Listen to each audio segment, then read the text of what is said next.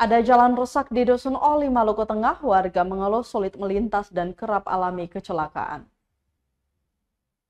Kondisi akses jalan utama masyarakat Dusun Oli Tengah, Negeri Hitu, dan Dusun Oli Lama, Negeri Wakal, Kecamatan Lehitu, Maluku Tengah, bertahun-tahun tidak diperbaiki dan makin parah. Pantauan tribunambon.com, badan jalan sepanjang kurang lebih 30 meter sudah tak beraspal dan hanya menyisakan batu karang. Warga yang melintas jalan tersebut pun harus ekstra hati-hati karena jalannya condong menurun dan penuh dengan kerikil. Situasi ini tak jarang bagi para pengendara yang melintasi area tersebut tergelincir, jatuh dan mengalami luka-luka.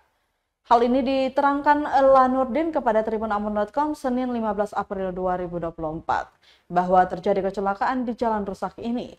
Ia mengaku kerusakan jalan ini sudah bertahun-tahun tidak diperbaiki. Dengan kondisi jalan rusak ini, mereka tetap memaksakan untuk mengakses jalan tersebut karena tak ada jalan lain.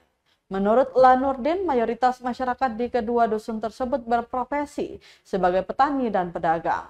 Adapun hasil buminya dipasarkan ke kota Ambon atau ke pasar lokal di negeri Hitu. Sehingga dia sangat berharap kepada pemerintah agar bisa memperbaiki jalan tersebut.